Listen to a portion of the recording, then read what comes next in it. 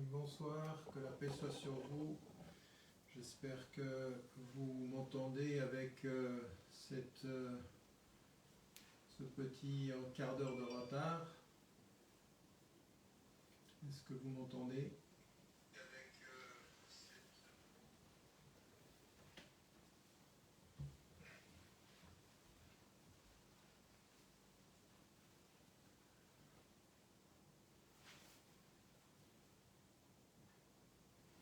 On va attendre une petite minute encore. Et puis on va commencer. J'espère que vous allez bien, que tout se passe bien. Cette situation un peu difficile. Je m'excuse déjà et je prie d'excuser ceux qui espéraient nous suivre sur YouTube. On n'a pas pu le faire ce soir, on le repassera de toute façon. Est-ce que vous m'entendez bien? Est-ce que l'image est bonne, le son est bon? Et puis le cas échéant, si vous nous écrivez pour nous dire d'où vous nous écoutez, ça serait pas mal. Ça nous donnerait une idée de savoir où vous êtes sur la planète. Est-ce que vous entendez bien? Est-ce que tout se passe bien?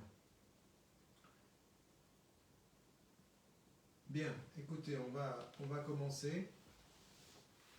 Et puis, on espère que la qualité sera toujours présente et que vous pourrez nous entendre. Alors, la réflexion de ce soir, j'espère, bon, c'est toujours mon espoir au départ, c'est de faire une réflexion qui soit pas trop longue.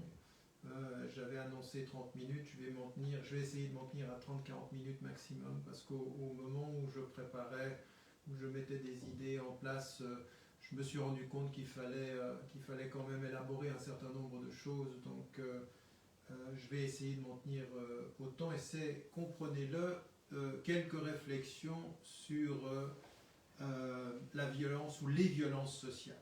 Donc, encore une fois, la violence déjà, c'est un terme et une notion qui est extrêmement large du point de vue de ce qu'on peut en dire, de comment est-ce qu'on peut comprendre la violence. Et de ce point de vue, je m'en suis tenu aux violences sociales, et vous allez voir que déjà sur les violences sociales, on peut parler de 5 ou 6 différents types de violences sociales, celles auxquelles on est habitué et dont on parle beaucoup ces temps, mais dans un cadre plus large, il faut absolument pouvoir avoir une idée plus large de ces notions. Alors ce que j'aimerais faire à titre d'introduction, c'est simplement déjà m'arrêter avec vous sur ce qu'on peut dire de la violence aujourd'hui ou des violences aujourd'hui, avant même de rentrer dans le cœur du sujet et de différencier ces types de violences, pour terminer notre exposé sur qu'est-ce qu'il faut, comment faudrait-il agir par rapport à cela, parce qu'il ne suffit pas de déplorer, il ne suffit pas de condamner, il ne suffit pas de se cacher ou de dire qu'on n'a rien à voir avec tout cela. Il faut à un moment donné prendre ses responsabilités dans le monde tel que le monde va aujourd'hui. Alors, ce que je voulais mettre en évidence, c'est que vous m'entendez mal, le son n'est pas bon. Alors, pourtant, normalement, là, il devrait y avoir du son partout. Laissez-moi regarder si tout est allumé. On n'avait pas allumé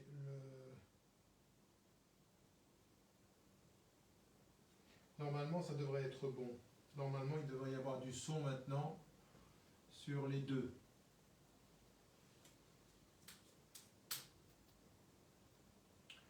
Facebook, est-ce que c'est bon le son? Est-ce que vous entendez?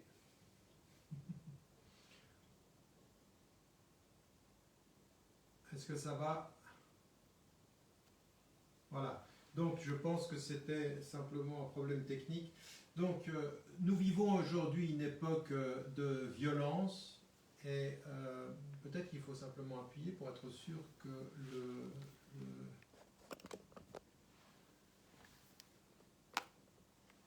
Ok, bah écoutez, on va y aller comme ça, et puis on espère que vous entendiez bien, parce que normalement les deux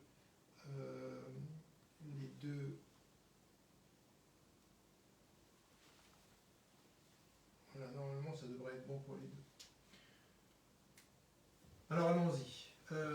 Nous vivons une époque de violence, et nous nous en parlons beaucoup et il faut se poser la question, est-ce que la violence a augmenté? Est-ce que la violence augmente aujourd'hui ou est-ce que c'est le sentiment de la violence qui augmente? Alors, première des choses que l'on peut dire objectivement par rapport à la violence, c'est que oui, nous sommes dans une époque où la violence est plus présente dans nos vies, pour plusieurs raisons d'ailleurs. Parce que, bien sûr, il y a les guerres qui n'en ont... Peut-être que nous, en Europe ou aux États-Unis, on a l'impression que les guerres font moins partie de notre quotidien, mais ça fait partie du quotidien de tellement d'hommes et de femmes à travers la planète.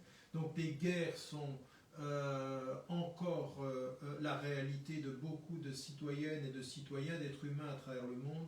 Il y a des tensions sociales qui traversent la planète. Il y a, on ne s'en rend pas compte, mais il y a aussi ce qui est la conséquence de catastrophes naturelles et qui sont des violences aussi, parce que ce que l'on voit dans les médias, ce que l'on voit dans notre quotidien, c'est aussi la réalité de violence. À quoi s'ajoutent aussi les migrations qui sont très importantes aujourd'hui. Elles le sont sur le continent africain, elles le sont entre les continents, en particulier pour celles et ceux qui essayent de traverser la Méditerranée ou de celles et ceux qui aussi en Asie essayent de trouver les moyens de survivre. Donc, ajouter à cela aussi des crises, les crises qui sont liées, comme on l'a dit, aux catastrophes naturelles, la crise qu'on est en train de vivre avec le Covid-19, tout ceci ajouté, tout ce cumul d'éléments et de faits objectifs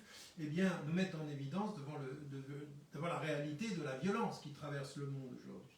Alors la violence traverse le monde, mais en même temps que sans qu'on ait toujours des chiffres qui puissent nous dire qu'il y en a plus qu'auparavant, même si aujourd'hui on sait que la réalité de la migration, la réalité des réfugiés fait qu'ils sont exposés à une grande violence, et donc ceci on le sait de façon chiffrée. Ce qui va ajouter à cela dans la violence de notre quotidien, c'est effectivement le fait de notre formidable couverture médiatique. Aujourd'hui, il ne se passe pas un événement, un immeuble qui tombe ici, une guerre qui commence là, un attentat ici, un règlement de compte dans une cité américaine ou dans une école ou dans une banlieue française ou n'importe où dans le monde, sans qu'on le sache pratiquement immédiatement. Et l'immédiateté ajoutée au cumul des informations qui viennent à travers le monde, ça nous donne la réalité d'une violence qui est partout présente. Alors déjà, c'est assez déprimant de regarder les informations, que ce soit dans le monde, mais si en plus on ajoute les moyens d'information qui sont les nôtres, on se rend compte que la violence est plus présente. Et ça veut dire que si objectivement, la violence augmente à travers le monde, le sentiment de violence augmente d'autant plus que les moyens qui sont présents pour nous en faire part, pour nous en rendre compte, sont d'autant plus importants aujourd'hui et nous rendent pratiquement à l'instant T en communication avec la planète entière, ce qui est complètement nouveau. Et c'est pas terminé, c'est que les réseaux sociaux, ce sur quoi vous m'écoutez maintenant, ajoutent à cela. Pourquoi ? Parce que non seulement la communication est immédiate et rapide et qu'elle arrive très très vite sur nos ordinateurs, sur nos téléphones, non seulement ceci est une réalité, mais en même temps, la logique même des réseaux sociaux. Parce que les réseaux sociaux aujourd'hui, ce n'est pas simplement un espace libre. Les réseaux sociaux, ce sont des réseaux qui sont liés à la publicité, ce sont des réseaux qui sont liés à faire de l'argent. Et de quoi on s'est rendu compte et de quoi se rend-on compte toujours ? C'est que tout ce qui va être la polémique sur le plan verbal ou la violence sur le plan physique et social, ce sont des moyens de garder les hommes et les femmes devant leurs ordinateurs. C'est-à-dire que tous ceux qui sont les internautes vont rester à la mesure de la violence qui s'exprime. Alors ça peut être une violence qui est le clash intellectuel, le clash sur des plateaux de télévision, mais même la violence, même les images qui rapportent la violence vous font rester.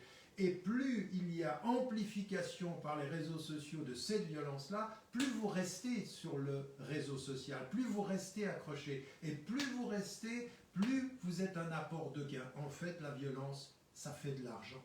La violence fait de l'argent. Il y a des sujets comme ça qui font de l'argent aujourd'hui. On sait, pour ceux d'entre vous qui sont musulmanes et musulmans, on sait maintenant que l'islam, ça fait vendre. Eh bien, la violence fait vendre. Et elle fait vendre de façon directe et indirecte. Elle fait vendre parce que plus vous restez pour vous y exposer, parce que nous sommes naturellement attirés par le clash et la tension. Et les réseaux sociaux ont aujourd'hui presque comme philosophie d'amplifier le clash, de nourrir cette expression-là, parce que ça fait rester l'internaute reste. Et en plus de cela, ce qui est encore plus dangereux, c'est que l'on reste, et en restant, ça fait de l'argent, mais en même temps, ça nourrit notre sentiment d'insécurité. Ce qui est tout à fait intéressant pour les États, c'est que plus nous sommes portés par ce sentiment d'insécurité, plus les politiques étatiques vont pouvoir cibler ceci, utiliser ce sentiment d'insécurité pour ajouter au sentiment d'insécurité des lois qui vont être des lois de surveillance pour notre sécurité. C'est-à-dire, vous avez peur, on va vous protéger par de nouvelles lois, par de nouvelles politiques, etc. Donc, il faut se rendre compte qu'au-delà des médias classiques, les réseaux sociaux ont un rôle dans un premier temps, on imagine tout de suite que c'est très positif. Puis après, on se dit qu'il faut faire attention. C'est-à-dire qu'il y a une logique qui est d'entretenir une violence qui vous fait rester, être accessible à des datas que vous envoyez à votre corps défendant, à des instituts qui les utilisent, qui utilisent en même temps et qui sont utilisés par les publicitaires et les publicités, par les psychologues également. Et en plus de ceci, ça nourrit en vous un sentiment d'insécurité. En d'autres termes, vous êtes 3 fois vulnérable. Vulnérable pour la publicité, vulnérable par la violence et l'émotion que ça entraîne, parce que ça peut donner des coups de sang, et vulnérable parce que ça nourrit un sentiment d'insécurité. Et puis au-delà de ceci, il y a des situations sociales qui font en sorte que la violence, elle peut être nourrie par une situation de crise. Aujourd'hui, qu'est-ce que l'on sait, qu'est-ce que l'on voit? C'est que la situation de la pandémie à travers le monde, la maladie qui nous tient tous confinés, a développé sur le plan psychologique des réactions qui peuvent être des réactions violentes. Beaucoup plus de violence conjugale, beaucoup plus de violence même dans l'expression d'une espèce de dépression et de déprime, et donc des réactions qui peuvent être violentes et que l'on n'arrive pas toujours à maîtriser. Là aussi, on se trouve devant des situations où on a un cumul. Si vous prenez tout ce que je viens de dire et puis que vous le mettez dans un paysage, parce que le plus important, c'est pas simplement de condamner la dernière violence physique, mais de comprendre dans quel monde nous vivons. Parce que le but, c'est d'agir dans le monde avec sagesse, d'agir et avec sagesse, et avec sagesse décider d'agir, non pas avec peur se disparaître, et non pas simplement sur un coup de sang condamné. Non, il s'agit aujourd'hui de se poser la question, mais quel est mon rôle dans tout ceci? De la même façon qu'on nous dit tout le temps, vous avez un rôle majeur à faire pour contenir l'expansion de la maladie, eh bien, on a tous un rôle à jouer pour contenir l'expansion de la violence. De la violence, parce que nous en sommes les acteurs, comme nous devons en être les analystes et les juges, parce que ceci paraît important. Alors, une fois qu'on a dit ceci, puis qu'on a là 4 des facteurs qui nous permettent de comprendre qu'est-ce qui est aujourd'hui la réalité de la violence, arrêtons-nous sur le sujet de ce soir, la violence sociale, les quelques réflexions que j'aimerais partager avec vous sur la violence sociale. Alors déjà, quand on s'arrête un petit peu, essayons de les décliner. Et moi, ce que j'ai mis en évidence ici, c'est 7 types de violences sociales sur lesquelles il faut qu'on réfléchisse. Il y a une première réalité, on ne l'a dit pas assez, ça c'est le paysage beaucoup plus général. Beaucoup plus général, parce que si on évite de parler de cette première violence, on ne comprend pas la conjugaison de toutes les autres violences. Il y a d'abord une violence symbolique. et je vais en dire un mot. Il y a une violence qui est invisible, celle que l'on ne voit pas, ou qu'on dit même parfois qu'elle est légitime, ou qui est normalisée. On nous dit par exemple que la violence de l'État, quand il peut intervenir avec violence, d'ailleurs quand on parle de guerre, la guerre serait une violence légitime, à la différence de ceux qui pourraient, de ce point de vue-là, faire la même chose, mais sans qu'un État l'appuie. Ceux-ci, on pourrait les appeler terroristes. Et c'est pour ça que les États n'aiment pas qu'on parle de terrorisme d'État. Pourquoi? Parce que le terrorisme, c'est la violence illégitime. Par contre, l'État, c'est la violence légitime, même si la violence légitime des États tue parfois, souvent, presque toujours, plus d'innocents que le terrorisme de ceux qui peuvent leur résister, par exemple. Mais, comme vous le savez, ceux qui ont le pouvoir, ceux qui ont, de ce point de vue, le pouvoir de dire et de définir, le pouvoir de décider de la sémantique également, eh bien, parfois se joue de mots et se joue de nos consciences. Donc il y a de ce point de vue, ce que je disais, la violence invisible. Et puis il y a une violence légale, c'est-à-dire quand la loi telle qu'elle s'applique dans un pays peut avoir être une vraie violence par rapport à l'humanité des hommes. Et on en dira quelque chose. Il y a la violence verbale, il y a la violence conjugale et familiale, et puis il y a la violence physique dont on parle aujourd'hui, par exemple, dans ce qui s'est passé en France ou dans ce qui s'est passé aux États-Unis, la violence physique, quand, par exemple, effectivement, il y a la violence policière, il y a la violence que l'on a par rapport aux migrants, par rapport aux réfugiés, il y a la violence que l'on a par rapport à la police, en l'occurrence, parce que ça va dans les deux sens, ou vis-à-vis des femmes. Donc, de ce point de vue, on doit essayer de comprendre cette articulation-là. Et ce que je viens de mettre en évidence, c'est en fait qu'il faut regarder les choses dans leur globalité. Parce qu'on ne se sortira pas de la violence qui soit nous habite, soit habite nos sociétés, soit habite nos représentations, soit habite les représentations que l'on a de nous et des autres. On ne se sortira pas de la violence physique simplement par la condamnation. À un moment donné, il faut se dire, mais dans quel monde vivons-nous et quelle est notre responsabilité? Alors, la première des choses que je voulais faire, c'est m'arrêter sur cette violence symbolique.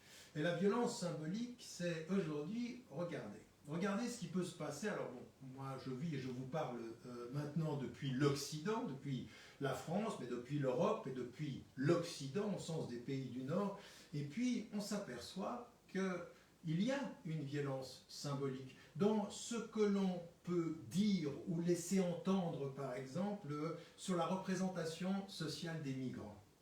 Par exemple, l'idée que l'on a du migrant qui est que l'on différencie du réfugié, le réfugié étant celui qui aurait pu avoir ses papiers pour rester parce que son statut est avéré, mais le migrant, celui qu'on appellera le clandestin, on a par rapport à lui une violence verbale parce que la façon dont on le représente, c'est que d'abord c'est quelqu'un qui a fui, souvent ce peut être un menteur, en plus c'est un clandestin, et puis la façon dont on va le traiter en amont va faire que la violence verbale va même jusqu'à le traduire dans un statut qui le déshumanise. Parce que la vraie question qui s'était posée pour ceux d'entre vous qui avaient vu ce qui s'était passé sur la place de la République, c'est pas simplement la violence policière qui est venue après, c'est la vraie violence du départ de comment on les traite, comment on peut les traiter dans les camps de rétention. Et à ce moment-là, avant même qu'ils entrent dans la structure qui va les traiter comme des clandestins, il y a la violence symbolique de ce discours que l'on tient, du discours que l'on peut tenir aussi sur les réfugiés, du discours que l'on peut tenir vis-à-vis des Noirs, du discours que l'on peut tenir vis-à-vis des Arabes, ou maintenant aujourd'hui vis-à-vis des musulmans. Ce que l'on voit par exemple,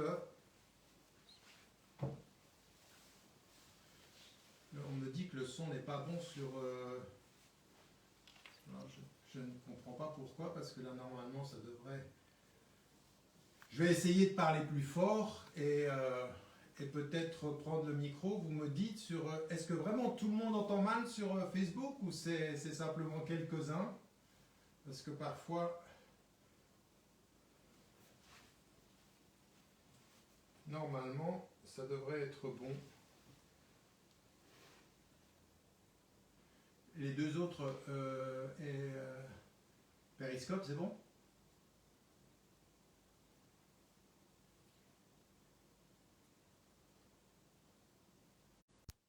Bon, écoutez, je vais essayer de parler plus fort. Et donc, ce que je voulais mettre en évidence, c'est encore une fois sur la violence symbolique, c'est tout ce que l'on peut tenir comme propos qui s'installe dans le débat ou dans le discours médiatique et puis qui produit par rapport à l'étranger, par rapport aux Noirs, par rapport à l'Arabe, par rapport aux migrants, eh bien, un discours qui soit un discours dépréciatif. Et là, c'est une réalité qu'il faut entendre. Il y a, de ce point de vue-là, la violence symbolique. Il y a aussi une violence symbolique, même par rapport aux représentations que l'on a. Il y a une violence symbolique aujourd'hui aussi par rapport à la représentation qu'on peut avoir du modèle de la femme, quand il s'agit, de ce point de vue, d'être lié à une représentation tout à fait particulière. Et cette façon que l'on a de représenter l'idéal masculin, l'idéal féminin, se traduit de ce point de vue-là par quelque chose qui est véritablement problématique, qui est une violence symbolique que l'on a sur ce sujet-là. Je profite en passant pour ceux qui, les trolls qui interviendraient ici à gauche ou à droite, qui me diraient, parce que je l'ai entendu avec ce qu'on a entendu dans les médias, je ne devrais plus parler de religion, de Dieu, ou même de violence, ou même des femmes. J'aimerais dire à ceux qui interviennent de deux choses l'une. Soit vous venez pour écouter le fond d'une discussion, mais s'il s'agit aujourd'hui de parler de ceci et d'interdire à quelqu'un de parler de sujet sur, par exemple, la question de la violence, ou par la façon d'agir et de respecter les femmes, j'aimerais leur dire, écoutez, d'abord vous ne savez pas ce qui est dans le dossier, et dans le dossier, il n'y a ni violence, ni viol. Tout ceci, ce sont des choses qui ont été rapportées par les médias pour salir. Ceux qui connaissent le dossier, vous n'en êtes pas assurément, c'est l'utilisation de ceci avec un but tout à fait précis. Détruire la réputation d'un homme. Je ne connais pas la violence, je n'ai jamais maltraité ni agi avec violence vis-à-vis d'aucune femme sur la surface de la terre. La discussion elle est close sur ce sujet-là. On verra du point de vue du dossier ce qui en ressortira. Mais de ce point de vue, la meilleure chose à faire, c'est de se taire quand l'on ne sait pas et de suspendre son jugement jusqu'à ce que le jugement soit là, sur cette question-là. Parce que toute cette question de violence, et toute cette question de viol, toute cette question de femmes qui ont menti, qui se connaissaient, qui ont même inventé des messages, qui ont écrit des messages en usurpant mon identité, à partir d'un certain moment, il faut savoir où est le mensonge, où est la vérité. La discussion est close là-dessus, je continue simplement pour revenir à mon sujet, et mon sujet ici, c'est en même temps, sur la violence symbolique, c'est de se rendre compte que la violence symbolique, c'est toute une catégorie de personnes, mais pas seulement. C'est aussi une violence symbolique sur la culture des gens, sur leur couleur, sur leur religion. Et puis, de ce point de vue, ce qui était hier par rapport à la liberté d'expression. Qu'est-ce que c'était la liberté d'expression? Pour tous ceux qui se sont battus pour la liberté d'expression, c'est la pensée libre, la pensée critique, c'est pas la pensée stupide, c'est pas l'humour des lâches, c'est pas de ça dont il est question, c'est pas la liberté d'insulter. La liberté d'insulter, c'est pas une liberté de la critique et une liberté de la dignité de la pensée. Et on ne se rend pas compte souvent, chez certains aujourd'hui, c'est vrai en France, mais pas seulement, qu'à un moment donné, on est en train de donner une place particulièrement importante, puisqu'on pense de moins en moins sur les plateaux de télévision, puisqu'aujourd'hui le débat il a pratiquement disparu de nos chaînes classiques. Eh bien, on laisse la place à la controverse et à l'insulte. Donc l'esprit critique, la liberté d'expression, c'est mon courage d'insulter, c'est mon courage de perpétuer une violence symbolique par rapport à mon concitoyen. Et puis, si lui, il n'est pas à même de pouvoir de ce point de vue-là faire face à l'insulte, eh bien, c'est parce qu'il est contre la liberté d'expression. Mais non, c'est pas du tout cela. C'est la liberté d'expression est une chose et l'insulte en est une autre. L'esprit critique est une chose, l'esprit un peu stupide et un peu lâche qui consiste à insulter en est une autre.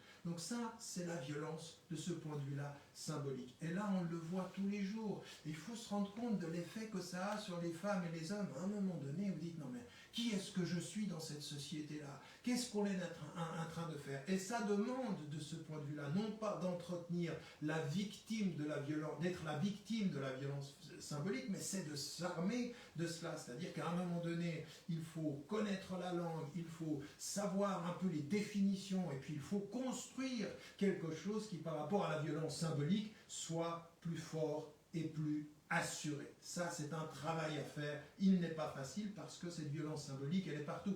Et vous voyez bien, la violence symbolique, elle crée un climat.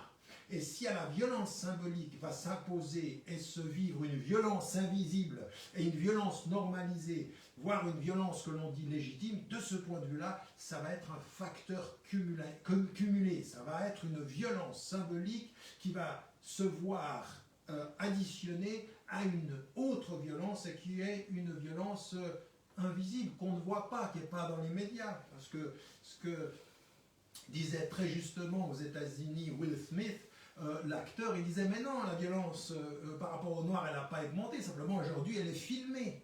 Cette violence qui était invisible. Et qu'est-ce que c'est cette violence invisible? C'est celle qui est le quotidien de certains étrangers, c'est celle qui est le quotidien d'un certain nombre de jeunes dans les inner cities aux États-Unis, des Noirs, des Latinos, dans les cités en France, que ce soit les Noirs, et l'on sait, en Angleterre ou dans les sociétés, que ce soit également les pauvres dans certaines sociétés, même pauvres, c'est-à-dire les pauvres parmi les pauvres en Inde, les pauvres parmi les pauvres en Afrique, eh bien, ils vivent par rapport à cela dans une violence qui est une violence invisible. Elle est celle que l'on connaît vis-à-vis enfin, on le sait, par exemple, les parias, ou ceux qui sont les Dalits, qui sont en Inde, ceux pour qui s'était élevé et Gandhi et tellement d'autres voix à travers le monde, eh bien, cette violence-là, elle est aussi la réalité de beaucoup de jeunes. On le sait aujourd'hui, dans les cités en France, je veux dire, aujourd'hui, il faut quand même qu'on se rende compte que pour un jeune arabe ou un jeune noir,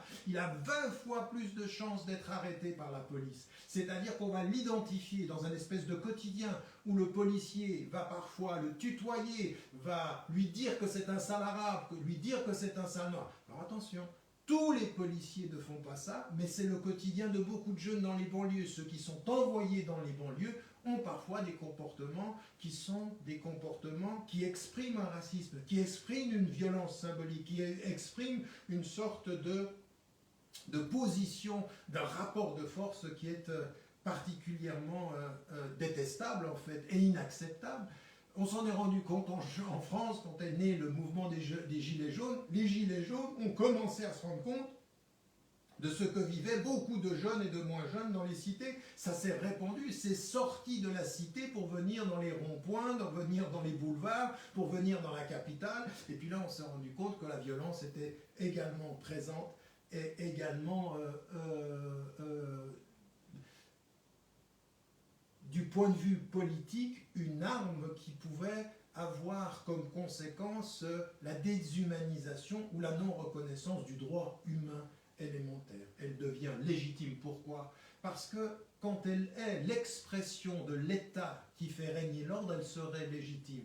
Or, non, toute violence excessive, toute violence qui ne reconnaît pas la liberté ou le droit des citoyens est une usurpation de la légitimité. Et là, il faut en dire quelque chose. Il faut en dire quelque chose sur le plan intérieur, comme il faut en dire quelque chose sur le plan international. Cette violence dite légitime est une violence qui est toujours pratiquement une violence usurpée. Et puis, il y a la violence légale. Et la violence légale, vous savez, on a l'habitude de nous dire dans les sociétés démocratiques, et c'est vrai qu'il y a énormément d'acquis.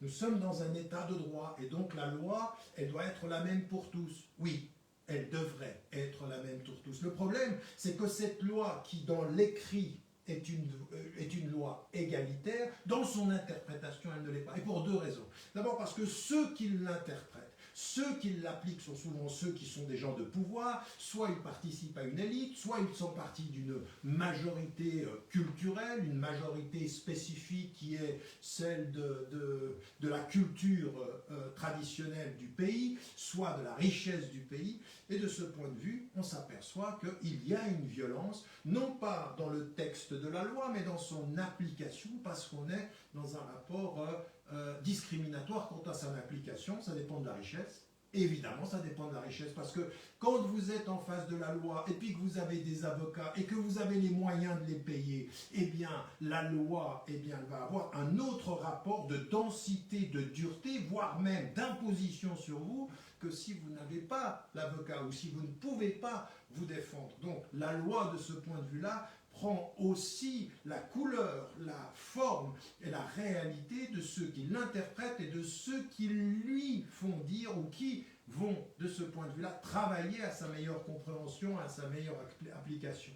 Et puis, il y a aussi des lois qui déshumanisent, c'est-à-dire au nom de ce qu'on a appelé aujourd'hui les migrants clandestins, ou les clandestins, ou ceux qui viennent d'ailleurs, eh bien, à un moment donné, il y a la loi qui fait de moi un citoyen homme respectable et la loi qui fait d'autrui un migrant pas si respectable que ça, à la limite du traitement humain et de la déshumanisation. Et de ce point de vue, on ne peut pas ne pas reconnaître qu'il y a des lois, une violence légale, parce que qui écrit la loi et pour qui est-elle écrite et contre qui est-elle écrite, parce que la loi, elle est pour nous dans notre sécurité, mais aussi pour nous dans le fait de rejeter, d'exclure. Et donc de ce point de vue, il y a dans la loi la réalité de quelque chose qui peut être très violent, mais plus que ça encore, et ça me fait me rappeler de ce que j'ai pu vivre, mais en direct, la loi. Celle qui, par exemple, aux États-Unis, légalement, pour les États de la nation, pour les États du sud des États-Unis, la loi, elle codifiait le racisme, elle le légalisait. En Afrique du Sud, l'apartheid, c'est une loi qui en soi était violente, c'est-à-dire qu'en soi, la loi mettait en évidence qu'il y avait la distinction du blanc et du noir. Et même aujourd'hui, quand on voit comment la loi est appliquée, que ce soit aux États-Unis avec Black Lives Matter, et puis aujourd'hui en France, ou en Angleterre, ou en Europe, ou en Australie avec les aborigènes, eh bien, de quoi se rend-on compte? Que la loi, elle légalise, elle normalise, elle codifie la réalité d'une violence parce qu'elle donne plus d'humanité à d'autres, plus de droits à certains qu'à d'autres. Et on peut encore aller plus loin. Il y a dans la loi, et même dans des règlements, la réalité de violence qui font qu'à un moment donné, une femme qui travaille la même chose qu'un homme, elle a un salaire qui est de 30%, 23%, 17% moins que celui de l'homme. Pourquoi? Au nom de quoi? Comment peut-on légalement défendre cette discrimination en droit? Eh bien, de ce point de vue, il faut que nous nous rendions compte que cette violence légale-là, que ce soit dans l'apartheid, on le voit, mais même aujourd'hui, on peut parler de tout ce qui... Regardez ce qui se passe en Inde aujourd'hui, comment la citoyenneté de certains musulmans, comme avant, de certains parias ou dalits, comme aujourd'hui, vous avez des véritables mouvements d'extrême droite qui, au nom d'une certaine idée de soi, expliquent une certaine façon de comprendre la loi et discriminent. C'est la même chose en Palestine, c'est la même chose par exemple au Bangladesh, parce qu'on parle de la Birmanie, on a raison quand on parle des Rohingyas, mais même au Bangladesh, qui est une société majoritairement musulmane, la façon dont on perçoit les Rohingyas est totalement problématique, parce que c'est cette idée de qui a les papiers, qui ne l'a pas, quelle nationalité, et au nom de la législation qui fait que je suis Bangladeshi ou qu'ils sont birmans, eh bien on a la réalité d'une violence légale de ce point de vue. Et donc, ça veut dire qu'en fait, on peut bien avoir une république ou une société qui est unie dans la lettre, mais elle ne l'est pas dans la tête. Il faut de ce point de vue-là une vraie révolution intellectuelle, une vraie considération, ce que je dirais tout à l'heure, de ce point de vue, au niveau de ce qui se passe et de comment on doit réagir par rapport à ça. Ce que j'aimerais ajouter encore, c'est qu'il y a une autre forme de violence, et c'est cette violence verbale, et qu'il ne faut pas minimiser. La violence verbale, je vous en parlais tout à l'heure, c'est-à-dire être habitué aujourd'hui à des insultes sur les plateaux de télévision, à des insultes de ceux qui sont derrière leurs ordinateurs et puis qui, parce qu'ils sont anonymes, insultent et puis disent et entretiennent une violence verbale avec des stigmatisations en boucle de telle personne, de telle... Je veux dire, même aujourd'hui, la violence verbale qui consiste à une espèce d'inflation du vocabulaire dont on ne sait même pas de quoi on parle. Ben, nous, on le sait du point de vue musulman, quand on dit musulman, islam, islam politique, islamisme, islam radical, islam ci, islam ça. Et puis vous voyez dans les autres sujets ce qui est la réalité de la stigmatisation de propos qui sont clivants, qui sont un univers qui va utiliser l'insulte pour choisir le bien contre le mal, où on n'a plus de nuance. L'insulte, c'est l'arme de celui qui n'a plus de nuance, celui qui ne sait plus distinguer. Et donc, on est, de ce point de vue, dans le mépris de l'autre, dans le dénigrement, et puis de soi, des femmes, de son appartenance, de sa culture. Et là, de ce point de vue, on s'aperçoit que tout cela a un impact psychologique majeur. Évidemment que si vous êtes continuellement, ou même que vous le percevez, le sentiment de l'insulte, le sentiment de cette charge qui vous vient tous les jours, je veux dire tous les jours, vous entendez parler de certains sujets, de cette violence, de votre couleur, de votre appartenance à ci, de votre appartenance à ça. Et à un moment donné, c'est entretenu, comme je vous l'ai dit, c'est assez vicieux et c'est assez pernicieux. C'est-à-dire que cette violence-là, elle fait de l'argent, mais elle fait du mal. Elle fait du mal sur le terrain, elle fait du mal dans notre quotidien, elle fait du mal entre les êtres humains. Et on ne se rend pas toujours compte de ça. En fait, deux êtres qui s'insultent sur les réseaux sociaux restent sur les réseaux sociaux, ils font de l'argent, mais ils se font du mal. Et ils font du mal. Alors ils se font du mal à eux-mêmes, et puis ils font du mal à tous ceux qu'ils insultent, et ils se croient protégés par le propre anonymat.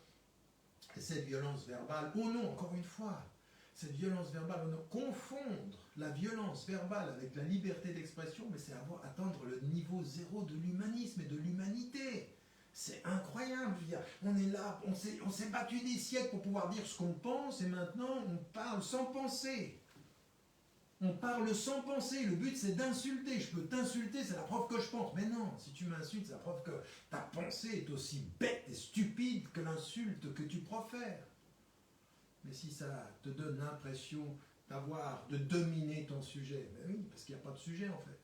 Il n'y a pas de sujet, tu domines rien du tout, tu domines simplement celui qui socialement ou culturellement peut être dans une situation qui est beaucoup plus vulnérable que la tienne, en tout cas pour l'époque et pour le temps. Donc cette violence verbale, il faut en parler. Ensuite, il y a une autre type de violence qui se normalise et que on ne peut pas accepter, c'est la violence conjugale et c'est la violence familiale. Alors là aussi, ce qu'on a pu dire au nom d'une certaine culture, au nom même de la religion, on a vu, et moi je l'ai dit depuis 30 ans, je le dis et je le répète, dans la tradition musulmane, on ne peut pas prendre la moitié d'un verset pour justifier la violence conjugale. On ne peut pas, ça n'est pas possible. Si on doit prendre un exemple, c'est l'exemple du prophète, paix et bénédiction de Dieu soit sur lui, et il n'a jamais frappé une femme, il n'a jamais été violent avec une femme, et c'est ça notre modèle, la violence conjugale, la violence dans la famille, non. Alors ensuite, on a même des traditions prophétiques qui nous parlent de corriger son enfant. Alors là aussi, il faut qu'on fasse attention par rapport à ça, parce qu'on a cru trop vite que c'était naturel de frapper son enfant. Aujourd'hui, la psychologie, des règles nous disent attention, il y a d'autres façons d'amener son enfant à la réalisation, à l'accomplissement que cette violence qui nous fait penser que quand le coup part, la tête réfléchit. Eh bien, ce n'est pas toujours le cas et ça peut faire beaucoup de mal. Et là, de ce point de vue-là, les dernières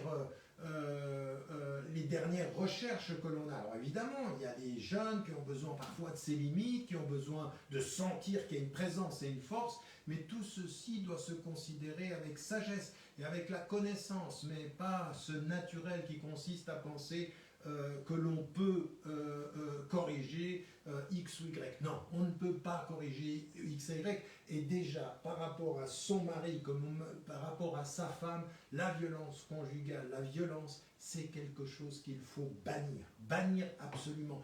Comme il faut faire un travail sur nos cultures, sur nos représentations, quant à l'accompagnement de nos enfants, dans ce qui... Quand vous repensez à des moments donnés, alors c'est vrai, il y en a certains qui disent « Ah ben là, une fois j'ai pris une bonne fessée, ça m'a fait du bien, ça m'a réveillé, ou je me suis fait... » Il se peut que pour certains, c'est y fait, mais maintenant le mettre ceci comme la logique, comme la seule logique ou la seule façon d'accompagner ces enfants, c'est un problème. C'est un problème parce qu'aujourd'hui, à plus forte raison, dans un monde qui est nourri et entretenu par tant de violence, ce qui doit être notre rapport à la vie, et notre rapport à la famille et le rapport à l'éducation, c'est essayer de conduire, d'accompagner avec la douceur de la communication, de la compréhension et du développement.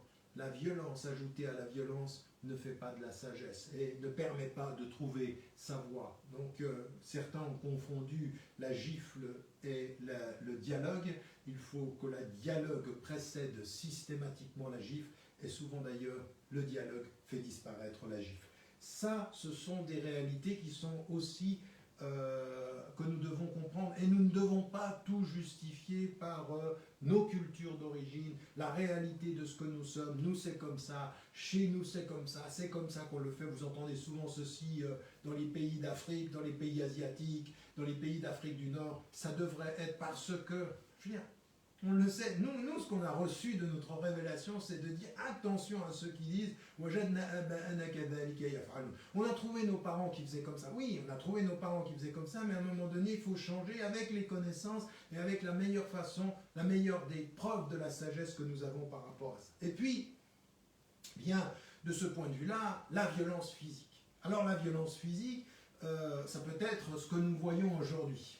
Ce que nous voyons aujourd'hui, ce qui s'est passé là par exemple, on l'a vu pendant tous ces derniers mois aux États-Unis, une véritable violence. Il y a des réalités de la vie dans les prisons, dans la vie à l'intérieur des cités et des villes américaines. On l'a vu aujourd'hui aussi, tous ceux qui me suivent ont entendu, ont vu ceux qui sont descendus dans la rue pour protester, pour dire mais c'est pas possible, on ne peut pas continuer comme ça, laisser la police agir sans impunité, ou dans l'impunité, plutôt c'est le contraire, dans l'impunité, de ne pas avoir à rendre compte de ces actes au nom d'une violence qui serait légitime. Et là, il faut effectivement que nous soyons extrêmement clairs. Ce qui se traduit aujourd'hui sur le plan de la jeunesse, déjà, dans ce que l'on voit, dans certaines cités, dans certaines banlieues, dans certaines cités américaines, cette violence-là, qui d'abord, il faut quand même qu'on s'en rende compte, les premières victimes de cette violence, ce sont ceux qui vivent dans ces lieux-là. C'est pas l'élite blanche, c'est pas l'élite qui est elle-même protégée parce qu'elle critique la violence de ces espaces-là, mais elle se garde bien de se mélanger à ces espaces et on n'a pas de vraie mixité sociale. Donc cette violence-là, il faut dire que ça n'est pas acceptable. Il faut de ce point de vue avoir des vraies stratégies sociales. Mais la stratégie sociale, c'est pas quand il y a la violence dans une cité, c'est pas la police seule qui pourra faire. C'est les services sociaux, c'est l'éducation, et puis c'est surtout une chose, le respect des êtres humains et le respect de leur formation. C'est ça qui est le plus important. C'est une vraie considération que dans ces zones que l'on appelle de non-droit, au lieu d'aller répéter comme des imbéciles que c'est parce qu'ils sont musulmans, ou c'est parce qu'ils sont noirs, ou c'est parce qu'ils sont arabes. Non, c'est parce qu'à un moment donné, il y a des blancs qui sont sans le sou, qui sont vulnérables socialement dans cet espace-là, et eux, ils ne peuvent pas vivre normalement. Ils sont dans une situation de vulnérabilité. Et la vulnérabilité sociale est un des facteurs qui produit de la violence sociale. C'est aussi simple que ça. Donc après, de vouloir essentialiser en disant « Ah, parce qu'ils sont arabes, ah, parce qu'ils sont noirs, ah, parce qu'ils sont musulmans », tout cela, ou alors parce qu'ils veulent appliquer la charia. C'est encore un truc qui est un délire. Parce que alors là, pour le coup, ça nous renvoie à cette espèce de violence verbale. Quand on ne sait pas la justice sociale, on sait la violence verbale. Parce que ça continue à perpétuer cette mauvaise compréhension. Donc ici, dans la violence physique, on a tous ces éléments-là. Il faut le reconnaître. Il faut reconnaître qu'il y a une violence dans les banlieues, qu'il y a une violence dans les cités, qu'il y a une violence en Afrique aussi, qu'à un moment donné, cette reconnaissance, elle n'est pas une reconnaissance de défaitiste, elle doit être une reconnaissance disant, mais quelles sont les causes? Quelles sont les causes au lieu d'essentialiser? Certains, sous la colonisation, parce que c'est des sauvages, ils sont plus proches du singe que nous, il faut qu'on les civilise. Ça, c'est ce qu'on a dit là-bas. Et quand on vient maintenant ici, c'est leur religion, c'est parce qu'ils sont noirs, ou c'est parce qu'ils sont arabes, ou c'est parce qu'ils sont des sauvageons, comme disait Chevènement, ou l'ensauvagement. Vous savez, le débat entre le ministre de la Justice et le ministre de l'Intérieur en France. Je dis, non mais vous êtes sur quelle planète? L'ensauvagement. L'ensauvagement, c'est quoi? C'est-à-dire qu'ils sont en état de régression, ils sont sortis bientôt de la civilisation. Alors on va faire quoi? On va les reciviliser, on va avoir une mission civilisatrice. Et la mission civilisatrice qui hier était de les coloniser, aujourd'hui c'est de leur envoyer la police. Non, il faut leur envoyer des maîtres d'école, il faut leur envoyer des écoles, il faut leur envoyer des associations qui sont de structuration sociale, d'accompagnement, qu'ils reconnaissent leur dignité d'être humain avant leur différence de couleur et de religion.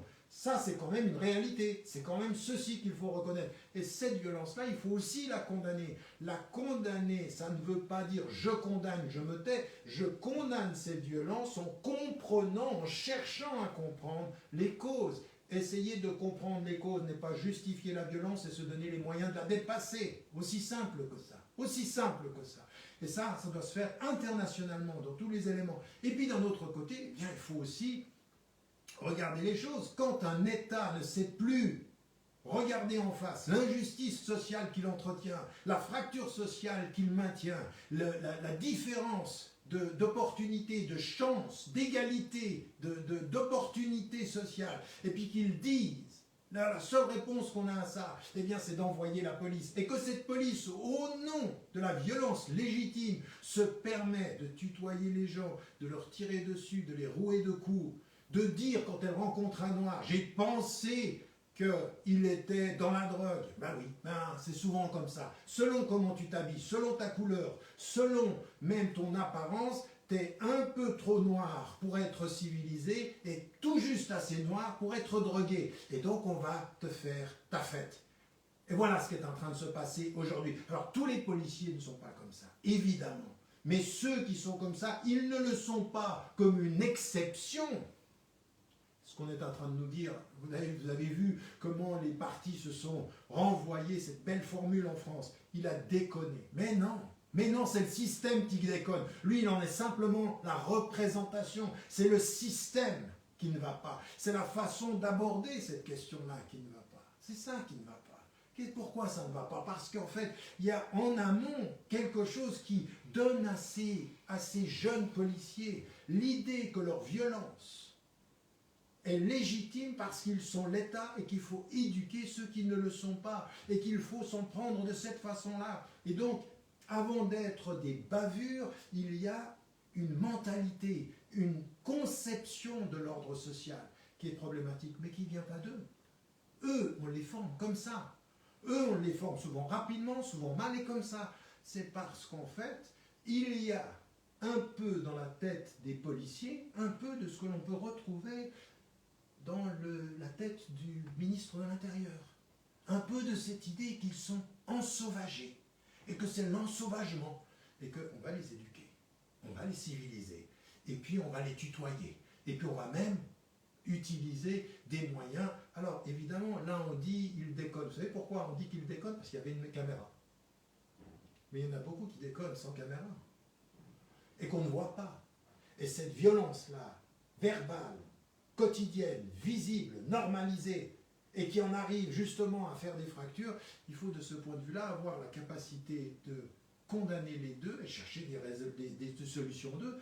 À un moment donné, la police, il faut penser à sa formation, il faut penser à son accompagnement. Pourquoi, par exemple, vous avez, et Dieu sait si les autres systèmes sont à critiquer, mais la façon dont les policiers allemands, les policiers anglais entrent en communication, ils sont plutôt dans la recherche polie de la communication que dans l'affirmation grossière de la différence. C'est ça qu'on voit aujourd'hui dans d'autres systèmes. Alors là, on est en train plutôt de suivre les voies américaines des États-Unis. Et Dieu sait si, de ce point de vue-là, c'est pas le meilleur modèle. C'est pas le meilleur modèle. Alors vraiment, s'il y a un modèle à ne pas suivre sur le plan de la police, sur le plan de la prison et sur le plan de la réalité sociale du racisme, c'est pas ce modèle-là. Ni historiquement, ni de façon contemporaine. Donc ce point de vue de cette violence-là, de ce que l'on voit, de cette violence, il faut, de ce point de vue, être extrêmement clair sur le fait que la violence de ces groupuscules aussi qui apparaissent, on voit les Black Blocs et tout ceci qui arrivent, eux qu'est-ce qu'ils font? Ils vivent par cette violence-là. On sait aussi les méfaits de la Ligue de défense juive qui viennent et puis qui frappent et puis qui repartent. On sait tout ceci, on sait qu'il y a des groupes qui ont une exposition sociale par la violence qu'ils produisent. Alors eux, là aussi, il faut les condamner, et là, il faut être clairement, là, il faut être des alliés objectifs pour empêcher de nuire ceux qui pensent ou ceux qui veulent traduire leur combat uniquement par la violence. On ne pense plus, on tape.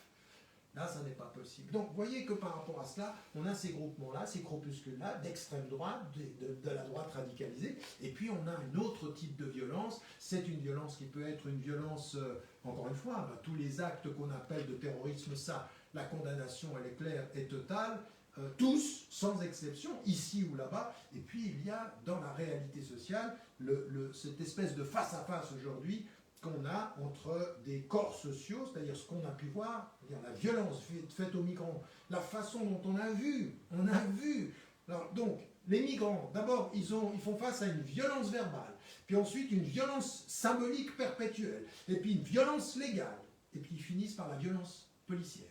C'est pas une violence qu'on a vue à la télévision, c'est la fin d'un enchaînement de violences. C'est des violences qui s'ajoutent les unes aux autres, et nous on ne voit que la fin. Ou alors, on l'a vu aussi, mais même quand je parle de ceci, n'importe quelle personne qui faisait partie du mouvement des Gilets jaunes, il sait ce que ça veut dire.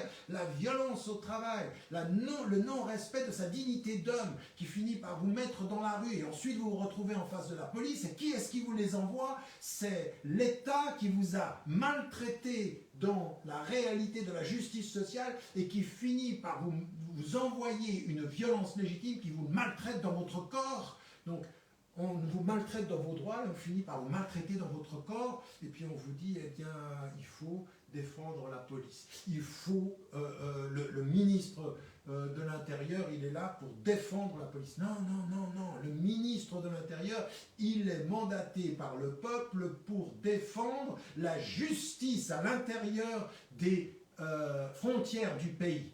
Et la police, elle doit être un élément, un corps de métier qui participe à la justice sociale, non pas qui fait régner l'ordre au prix de la dignité humaine, dans le non-respect des droits des gens, de leur dignité et de leur intégrité physique. C'est quand même ça qu'il faut dire. Donc vous voyez bien que si on fait un pas en arrière, et que dans cette réflexion, on regarde l'ensemble du panorama, on se dit, il y a beaucoup de travail, de la violence symbolique, à la violence verbale, à la violence sociale, à toutes les formes de violence sociale telles que je viens de les mettre en évidence, et qui demandent à chacun d'entre nous un engagement pour pouvoir sortir de cela. Alors là, tout ceci pour dire, bien, une fois qu'on a dit cela, il faut qu'on en arrive à que faire. Et ça sera ma conclusion. Et ma conclusion, c'est peut-être cinq attitudes fondamentales de chaque femme et de chaque homme par rapport à cette violence-là, de ne pas en minimiser les conséquences, de ne pas regarder simplement le petit bout de la lorgnette. C'est pas ce qu'on a fait aux migrants sur la place de la République, ou une personne qui s'est fait frapper parce qu'elle était noire, par des policiers, et puis dont 2 maintenant sont en prison en France, ou ce que l'on sait, parce que là, bon, on parle de 2, quand on dit la police a frappé 2 personnes, il y en a qui au Maroc, en Algérie, en Afrique, ils doivent sourire, parce que je veux dire, c'est le quotidien de tous. Et puis en plus, même dans les cités, il y en a qui se disent, oui, non, mais là, c'est parce qu'on les a filmés, il y en a tellement de ces situations. Donc tout ceci, ces condamnations-là, elles doivent être immédiates, mais elles sont les plus faciles. Après, il faut faire un pas en arrière et dire, mais qu'est-ce qu'il faut que nous fassions par rapport à ça? Alors, déjà, par rapport à cette attitude. C'est un regard sur le monde qu'il faut avoir, et vous allez voir comment il se décline. D'abord, c'est simple, mais il faut avoir une position de principe. La position de principe, avant de pouvoir agir contre la violence, c'est de dire une chose simple. L'égalité de tous les êtres humains est le droit à la légitime défense pour ses droits pour tout être humain. Qui est-ce qui dit ça? Ça, ce sont les déclarations universelles des droits de l'homme. La déclaration, qu'est-ce que ça veut dire? Égalité de tous les êtres humains. Tous les êtres humains, hommes, femmes, toutes les couleurs, riches ou pauvres. Égalité. Et ça veut dire que même si la loi, même si le verbe, même si les médias, même si le propos dominant ne le respecte pas, moi, de là où je suis, dans mon engagement quotidien, je résisterai à toutes les manipulations symboliques, verbales, sociales, légales, physiques, qui me feront perdre ce principe. Je résisterai. C'est mon socle. J'appartiens à ce principe-là. Et en même temps, quand on attaque ma dignité, j'ai le droit à la légitime défense. En fait, il faut poser le droit à la légitime défense face au droit à la légitime violence. La légitime violence, non. La légitime défense, oui. C'est-à-dire, et de ce point de vue, la légitime défense, c'est pas d'être violent. La légitime défense, c'est de résister. Et tout ce qu'on doit mettre en évidence, c'est que ce doit être une légitime défense intellectuelle, une légitime défense, tout ce que je viens de dire, toutes ces réponses symboliques, légitime défense symbolique.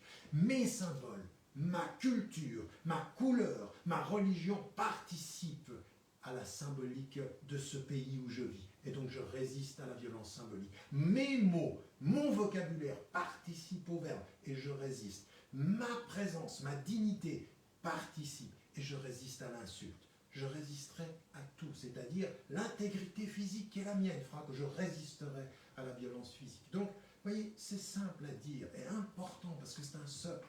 Commencez par dire, non, je ne transigerai jamais sur l'égalité de tous les êtres humains, hommes, femmes, quelque couleur qu'ils soient, quelque statut social qu'ils vivent. Ça n'est pas négociable. Ça, c'est le socle premier. Celui qui fera qu'on devra se battre. Une fois qu'on a dit ça, on a dit l'essentiel. Et l'essentiel, de ce point de vue-là, de nous engager à nous battre. Et donc, encore une fois, la légitime résistance à tous ceux qui voudraient mettre à mal ce principe-là. On leur résiste légitimement et on refuse toute idée de violence légitime par qui que ce soit, à qui que ce soit. Il n'y a pas de violence légitime. Je ne peux pas légitimement faire de la violence. Il faut de ce point de vue-là que tout ceci soit codifié et clairement dit dans nos relations internationales, par exemple. Et puis, une fois qu'on a dit ça, ça veut dire que immédiatement, où je vis, je regarde les lois.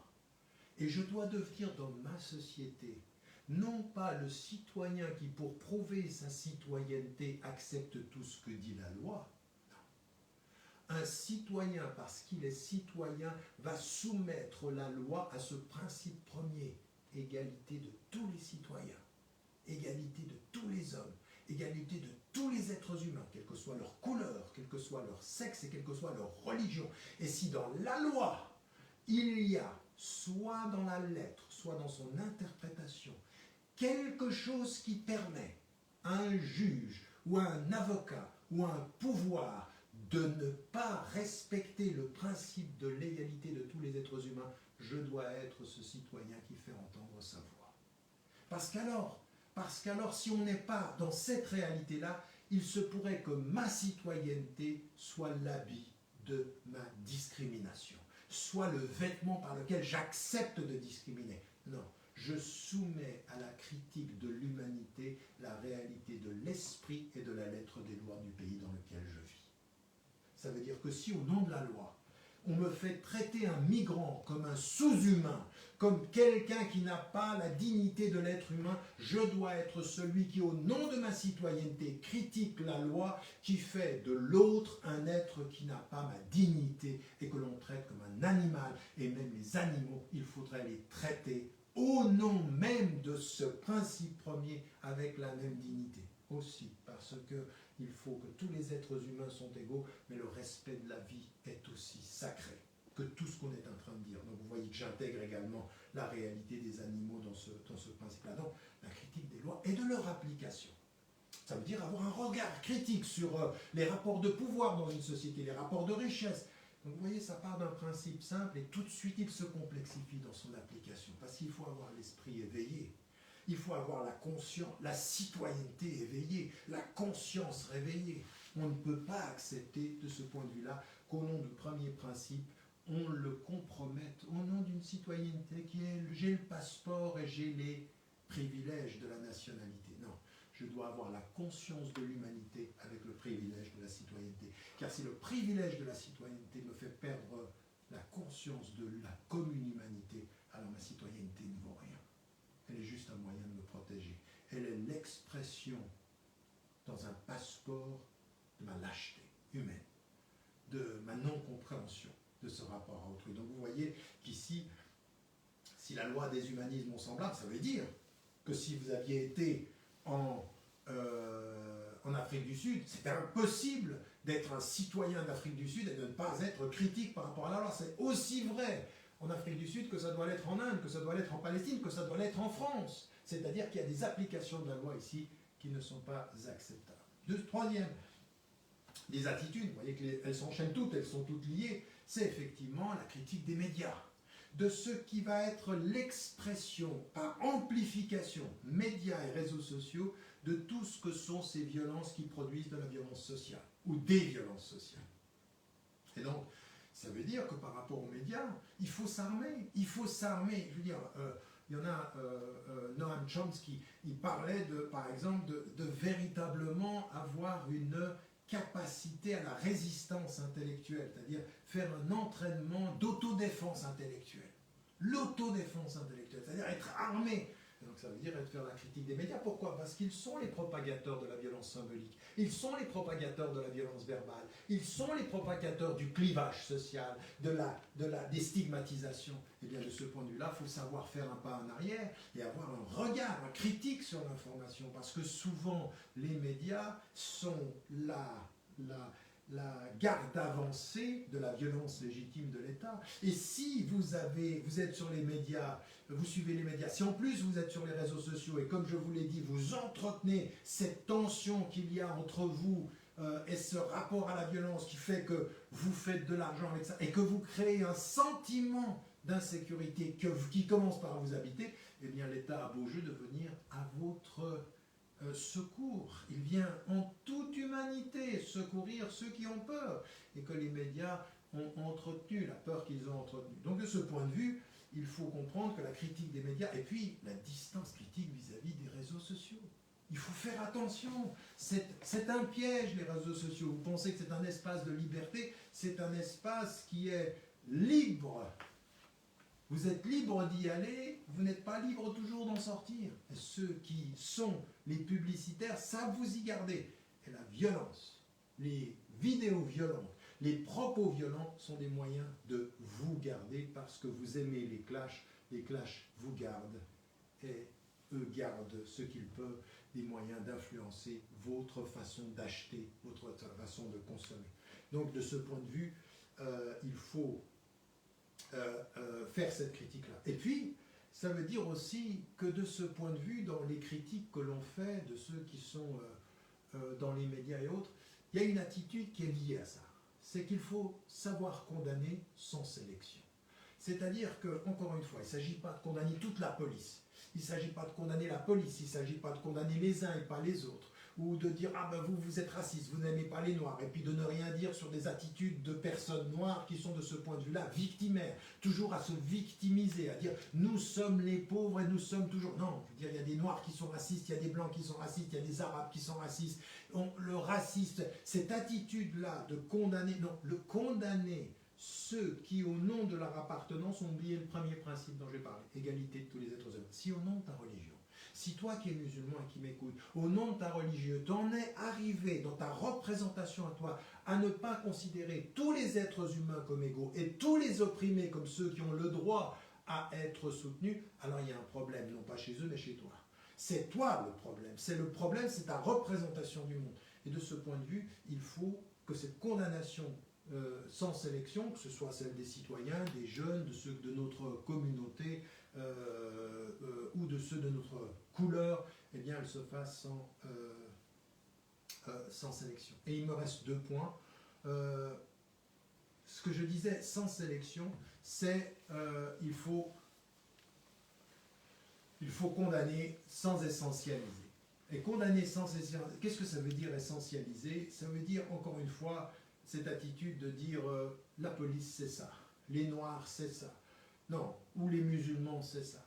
Là aussi, comme on condamne sans sélection, il faut condamner sans essentialiser. C'est-à-dire sans sélection, c'est-à-dire que tous les êtres humains, de quelque appartenance qu'ils soient, eh bien, on doit de ce point de vue-là être dans une attitude extrêmement claire. Et sans essentialiser, c'est-à-dire, non, tous les policiers ne sont pas violents, c'est pas vrai. Moi, j'en ai rencontré, j'en ai vu des policiers qui sont extrêmement respectueux, en France, comme en Angleterre, comme à travers le monde. Et puis, il y en a qui ne le sont pas. Et puis, il y a des êtres humains, c'est la même chose. Il y a des jeunes qui ne sont pas. Et puis, il y a des noirs qui ne le sont, qui ne le sont pas, qui ne sont pas respectueux. Et il ne faut pas essentialiser. Le début de la compréhension du premier principe dont je parle, c'est d'arrêter la pensée essentialiste. Et de ce point de vue, ça veut dire refuser l'essentialisme, c'est avoir le souci aussi de l'autocritique. Et le dernier point, c'est être un agent de paix. Et l'agent de paix, alors, simplement pour vous rappeler, le premier principe, c'est tous les êtres humains sont égaux, la critique des lois et de leur application, la critique des médias et la distance vis-à-vis des réseaux sociaux, condamner sans essentialiser. Et être un agent de paix, ça veut dire quoi? Ça veut dire qu'à un moment donné, dans tout ce que je viens de vous dire, il faut privilégier l'analyse sur l'émotion. L'analyse sur l'émotion, c'est-à-dire il ne faut pas se laisser emporter par l'émotion, il faut faire cette analyse, faire un pas en arrière, regarder, parce qu'une image de quelqu'un qu'on tape comme on l'a vu là récemment, ou qu'on a vu les images des États-Unis, c'est l'émotion qui l'emporte. Il faut analyser, parce que le plus important, c'est de comprendre les causes, et non pas simplement d'être ému par les images. Comprendre les causes et ne pas être ému par les images.